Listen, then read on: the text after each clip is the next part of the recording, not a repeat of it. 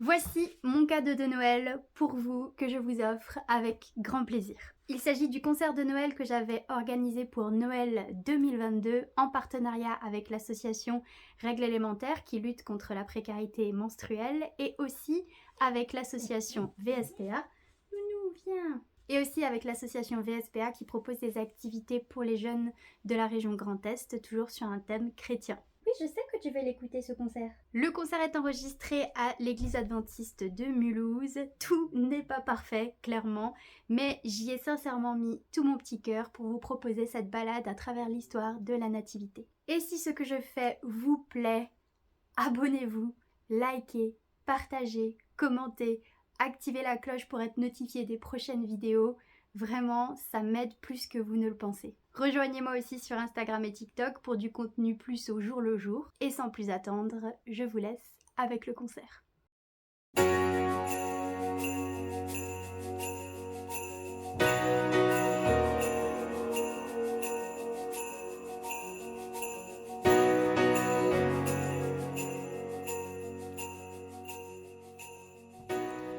Un mètre, 76 cm et 6 mm.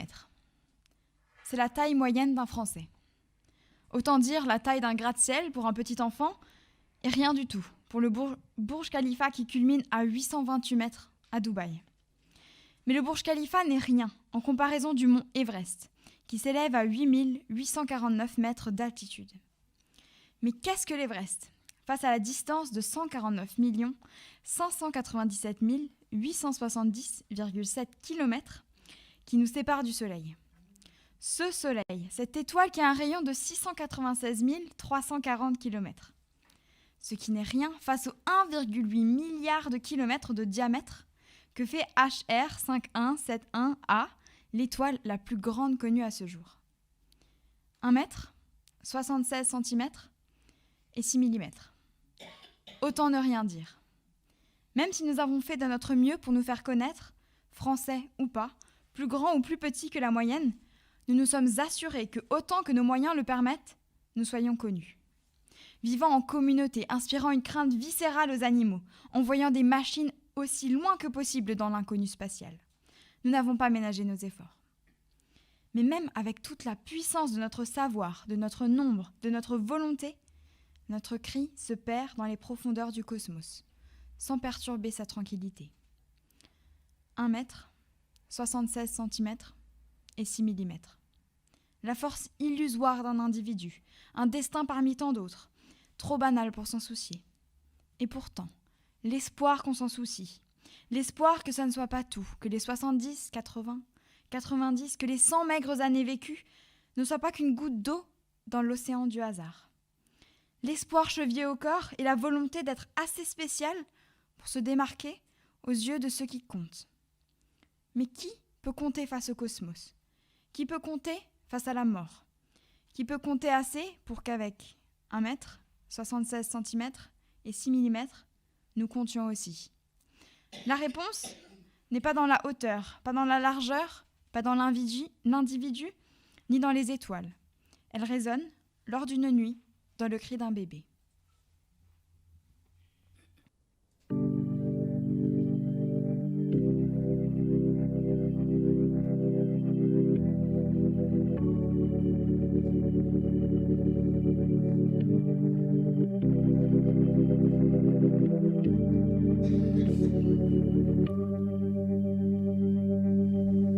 J'entends les cloches qui sonnent Noël et les vieux cantiques habituels. Comme chaque année, j'entends chanter. Paix sur terre, aux hommes que Dieu aime.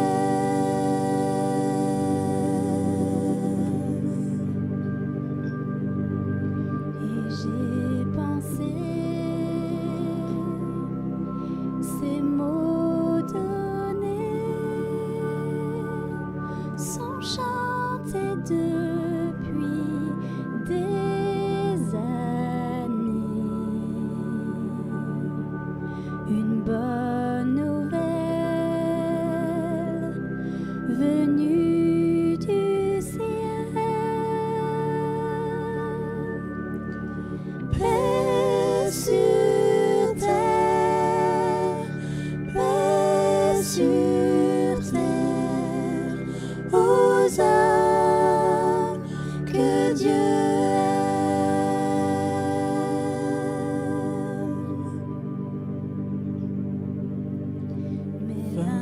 plus peur,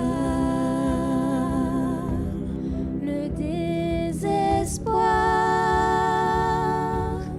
Il n'y a pas de paix ici.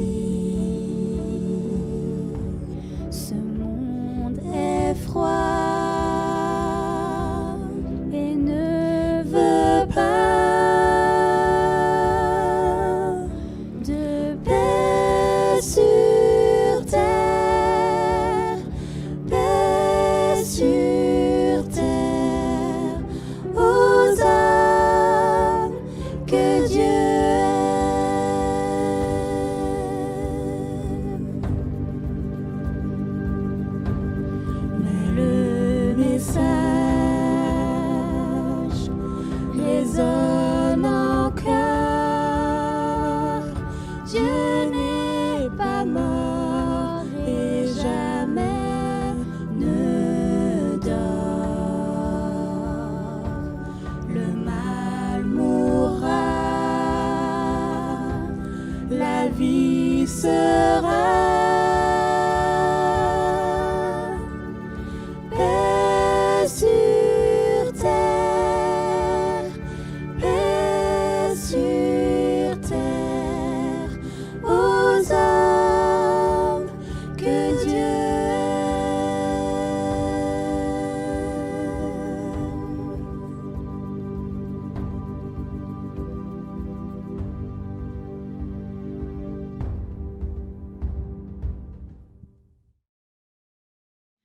Tout commence bien. Il n'y a rien, tellement que notre esprit peine à le comprendre. Rien de palpable, rien de visible, rien d'audible. Le néant que la Bible appelle l'obscurité. Et une idée, un élan créatif qui résultera en la plus belle œuvre d'art. Si complexe qu'il faut l'étudier, si vaste qu'elle ne cesse d'étonner. Le monde est né de la main de celui qui n'a ni commencement ni fin. Et la terre, toute neuve, s'éveilla à ses premiers jours avec en son centre les créatures les plus spéciales pour qui Dieu a donné son propre souffle de vie, l'homme et la femme. Tout était parfait, parfaitement abîmable. Et celui et celle qui furent le bouquet final d'une création devinrent les auteurs de sa déchéance. Existe ce qui est bon, ne reste que la laideur d'un monde déchu. Mais nous n'avons rien à envier à nos illustres aïeux. Nous avons su d'instinct comment les imiter, et très vite nous avons mieux fait. Déjà, la deuxième génération, le frère avait tué le frère, et l'humanité sombra dans un chaos de malheur. Mais Dieu n'abandonna pas.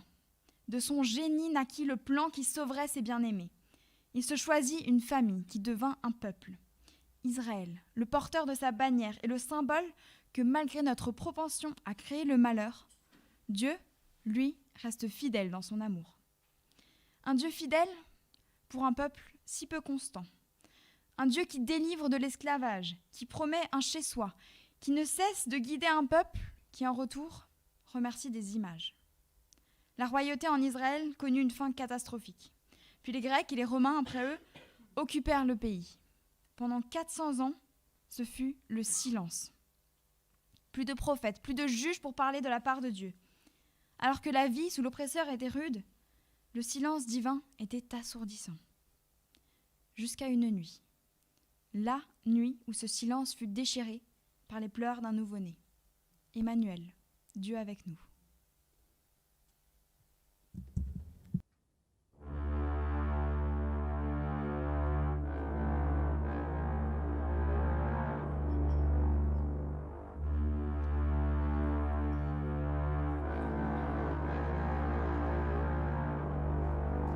Oh, viens bientôt, Emmanuel.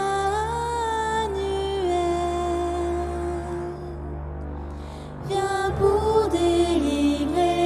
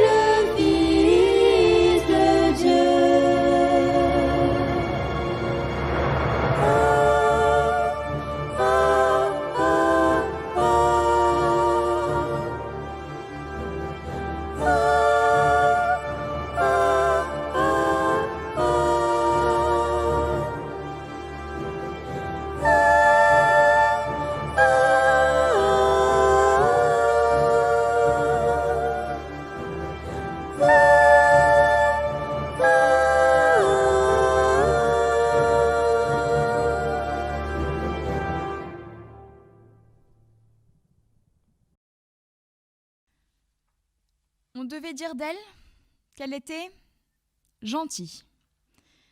Peut-être disait-on-le avec la suffisance que cela implique. Peut-être qu'on ne la qualifiait pas de ces compliments bien plus significatifs. Belle, audacieuse, ambitieuse, fraîche.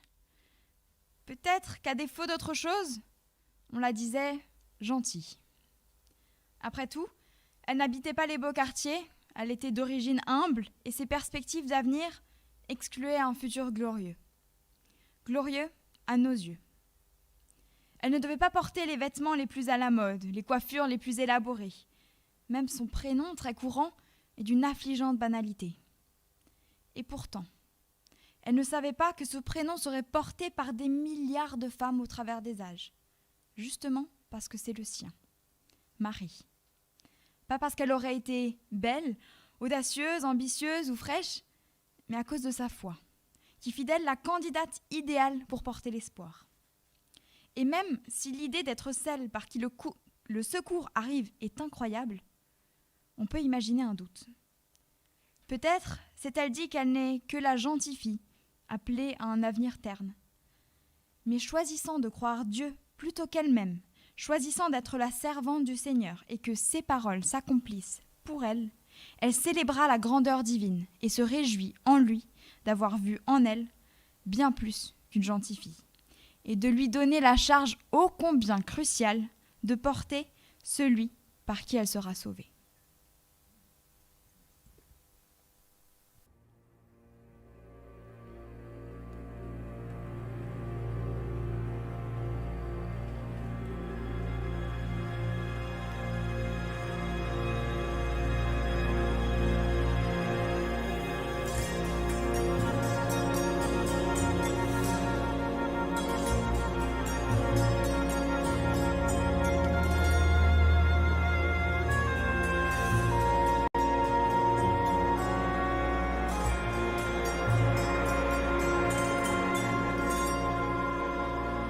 J'ai traversé des nuits sombres et froides, portant l'enfant et errant nomade. Et je pense, Dieu, pourquoi moi?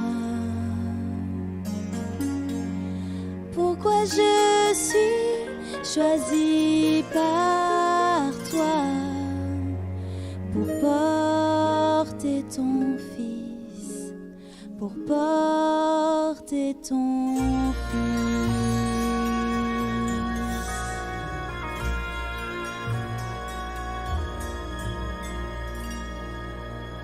J'attends priant en silence, bon Père, et j'ai très peur du poids d'être mère dans ce monde dur comme la pierre, sans personne pour m'épauler. Sois avec moi, sois avec moi. Souffle du ciel, tiens-moi, protège-moi, sois pour toujours près de moi. Souffle du ciel, souffle du ciel, éclaire mes ténèbres et donne-moi ta sainteté, car tu es saint. Souffle du ciel.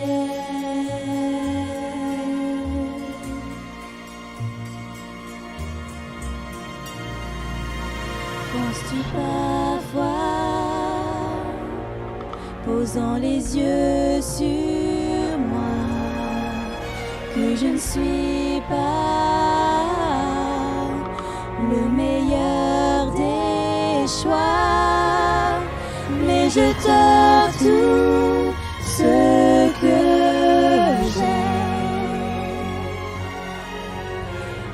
succès de ton plan. Fortifie-moi, aide-moi à être, aide-moi. Souffle du ciel, tiens-moi, protège-moi, sois pour toujours près de moi. Souffle du ciel, souffle du ciel, éclaire mes ténèbres et donne-moi ta sainteté, car tu es saint.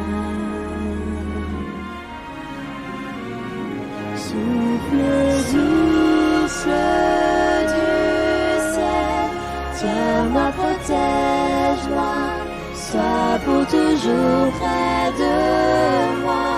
Souffle du ciel, souffle du ciel, éclaire mes ténèbres et donne-moi ta sainteté, car tu es saint. Souffle du ciel, souffle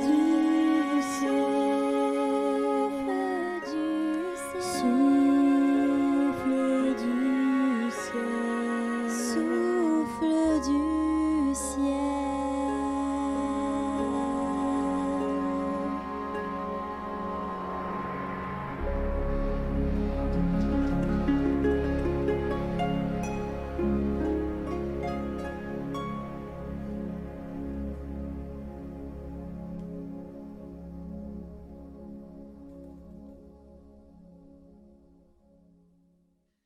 Probablement que ce fut inconfortable.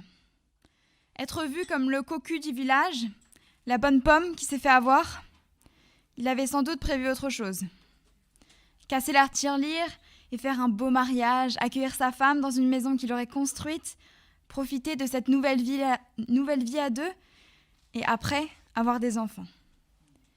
Et non seulement ses plans sont balayés, mais en plus, c'est Dieu qui l'a mis dans l'embarras.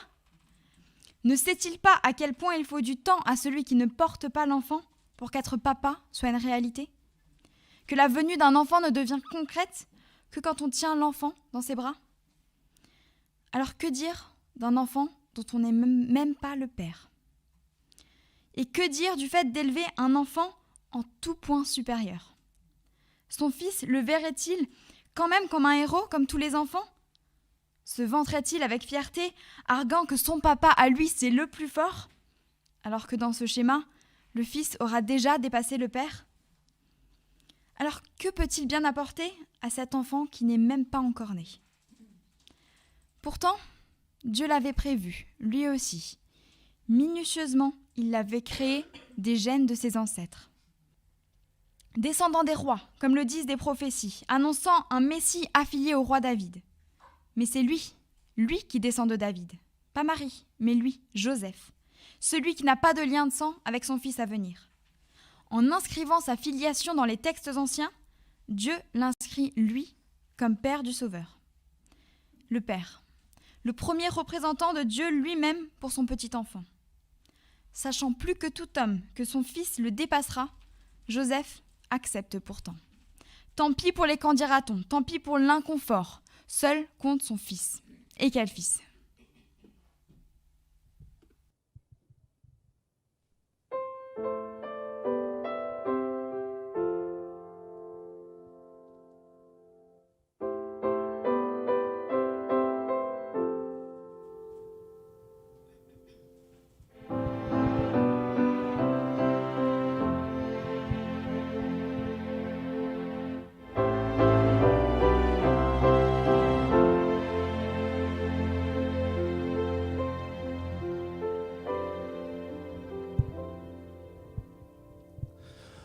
Dors en paix, mon fils, une mangeoire ton lit, ta route devant toi sera longue.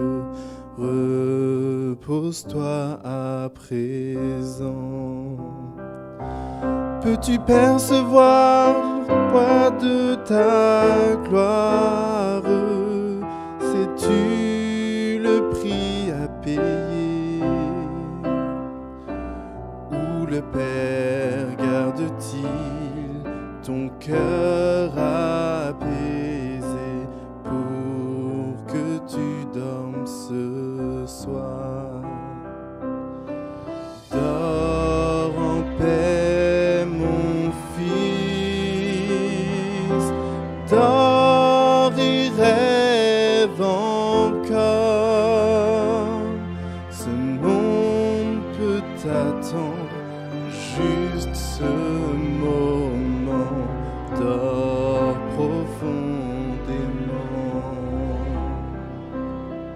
Je crois que toute la gloire des cieux est bercée par mes bras ce soir. Mais Seigneur, qu'il puisse juste ce moment être mon enfant.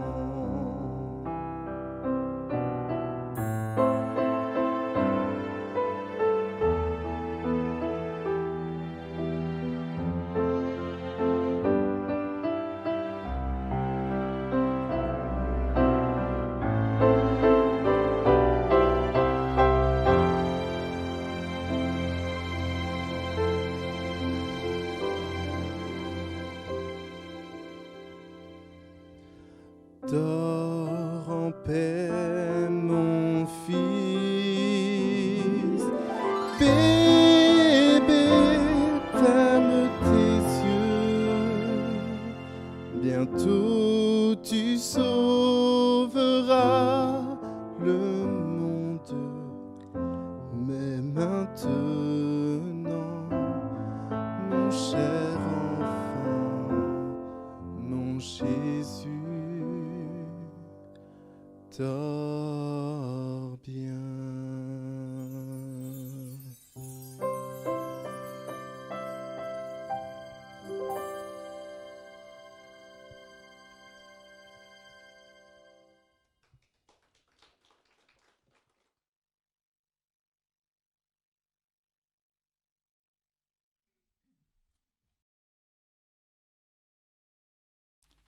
Il espérait probablement ne pas avoir à en arriver là.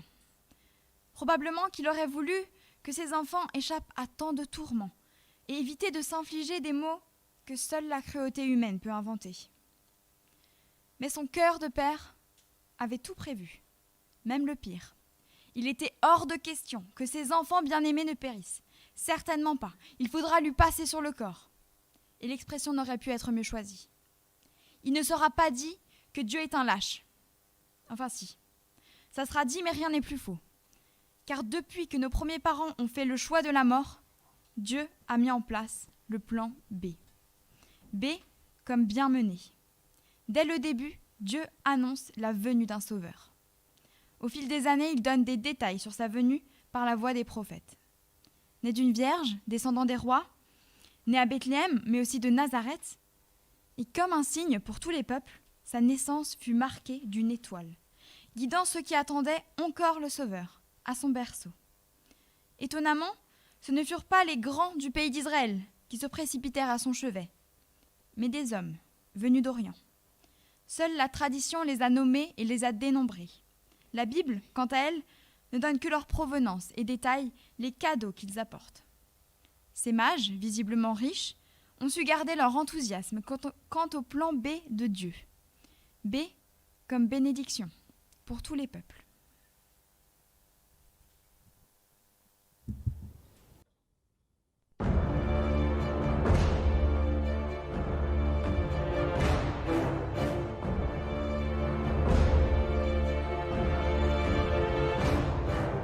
Nous sommes les grands mages d'Orient. Nous venons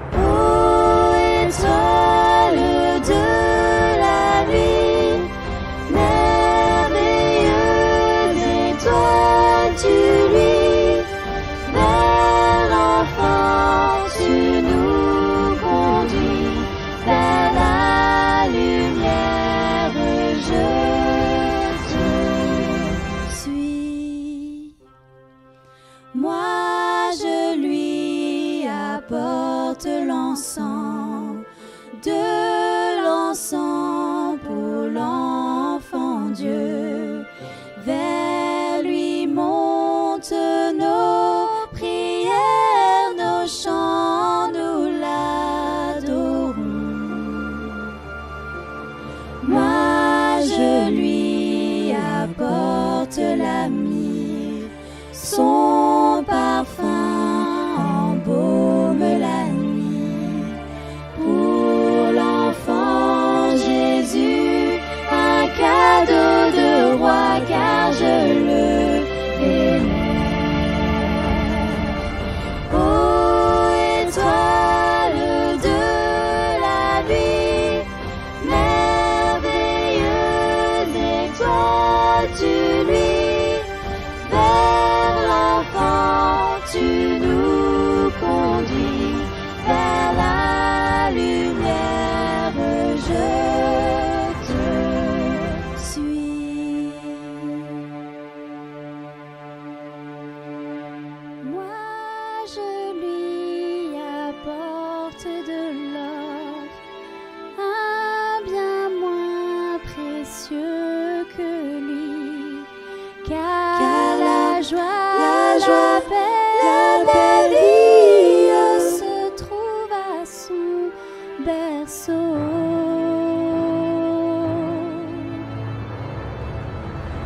Ô étoile de la nuit, merveilleuse étoile, tu luis. Vers l'enfant tu nous conduis, vers la lumière je te suis.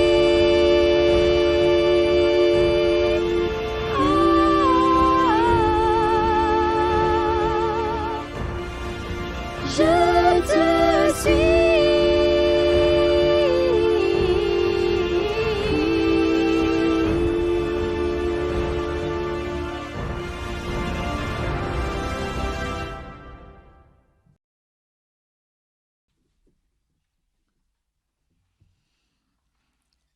La métaphore la plus répandue quant à la naissance de Jésus, c'est celle de la lumière qui s'est faite dans l'obscurité.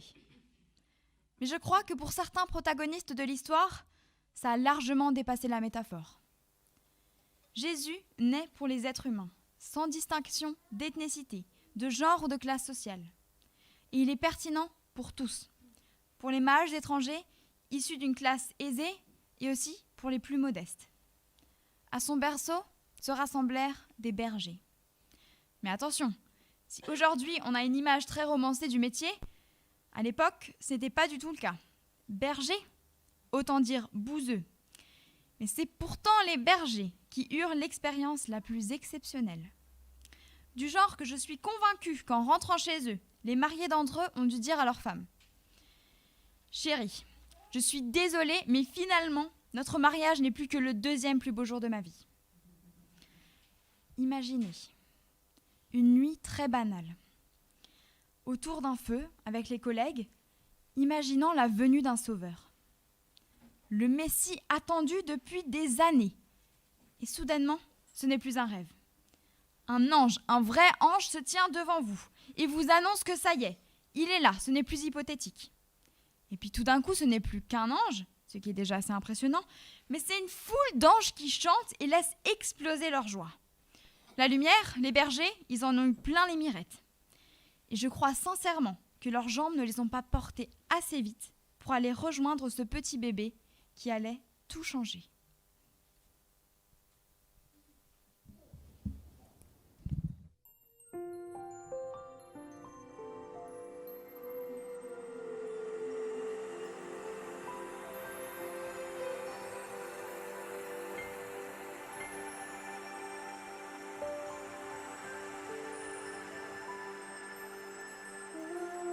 Étoile de la nuit, merveilleuse étoile, tu luis. Vers l'enfant tu nous conduis, vers la lumière je te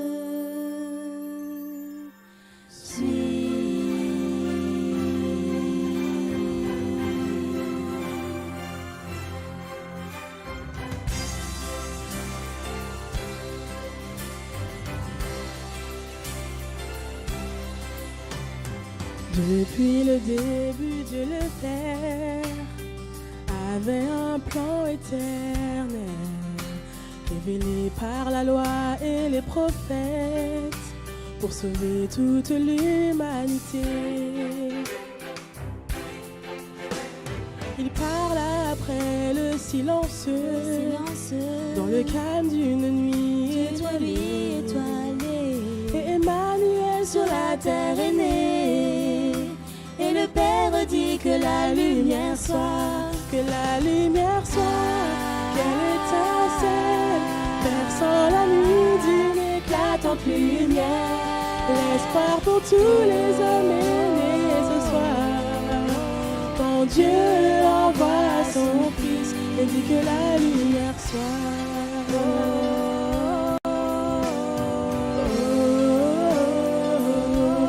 Que la lumière soit.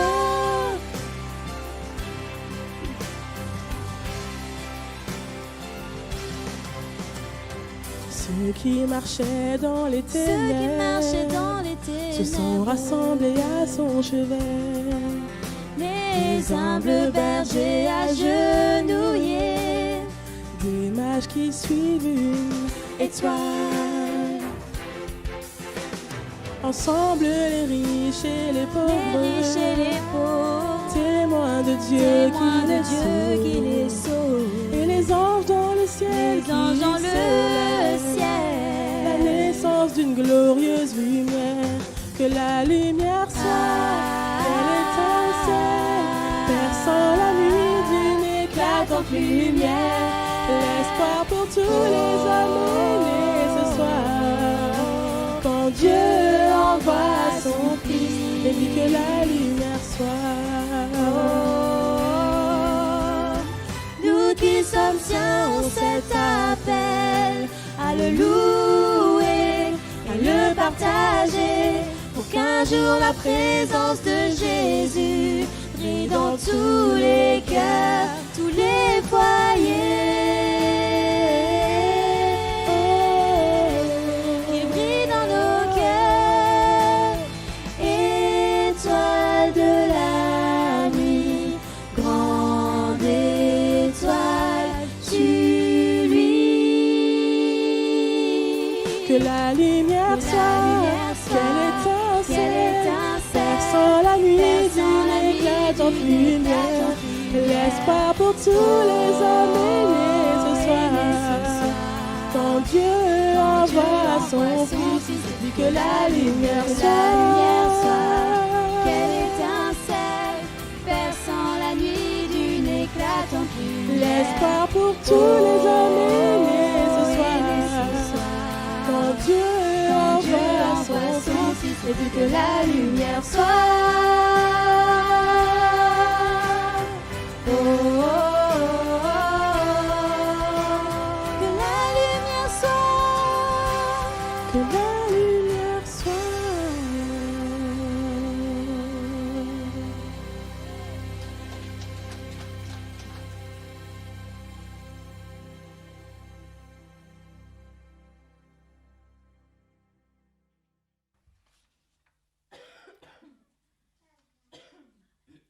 Ce n'est pas qu'une histoire.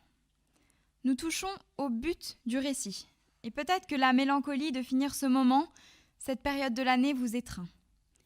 Peut-être vous préparez-vous à revenir à la réalité, comme après un bon film. Aussi, si vous ne retenez qu'une chose de mes jolis mots, ce doit être ceci. Ce n'est pas qu'une histoire. Marie, Joseph, les mages d'Orient, les bergers, leurs doutes, leurs espoirs, leur joie à cette naissance historique traversent les âges et trouvent un écho dans nos cœurs de contemporains. Tellement de choses nous séparent. Les siècles, la langue, la culture, mais deux choses nous relient tous. Notre nature profonde qui nous pousse à trouver un but ultime à notre vie, une cause plus grande que nous. Et notre besoin viscéral d'être aimé envers et contre tout. Jésus qui naît. C'est l'assurance d'avoir les deux, en Dieu. Non, ce n'est pas qu'une histoire. C'est une réalité. Et en cette saison, nous pouvons nous le rappeler.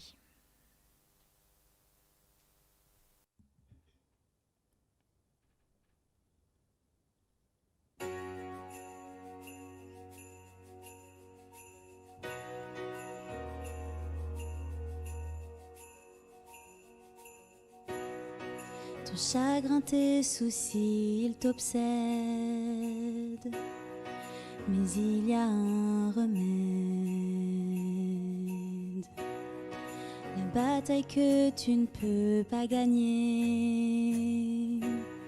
Mais la guerre a été remportée. La guerre est gagnée par un bébé. Alléluia, chantons-le tous. Alléluia, le ciel résonne. Alléluia,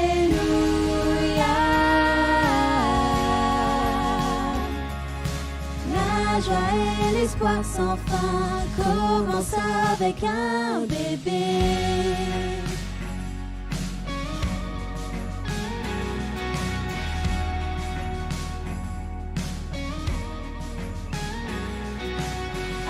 Cette douce nuit,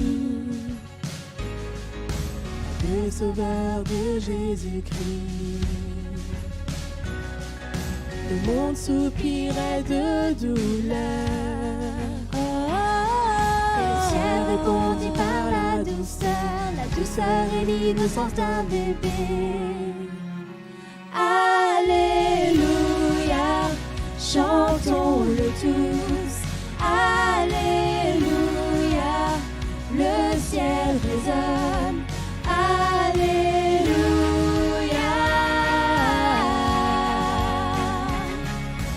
la joie et l'espoir sans fin commencent avec un bébé.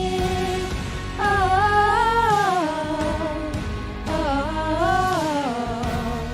oh, oh, oh, oh, oh.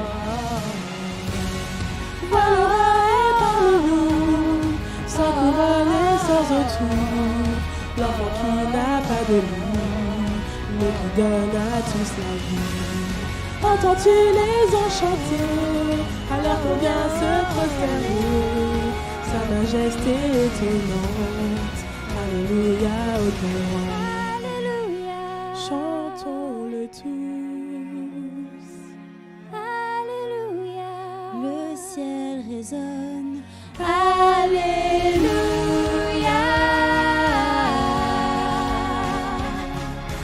La joie et l'espoir sans fin commencent avec Alléluia, chantons-le tous. Alléluia. Oh, le ciel résonne. Alléluia,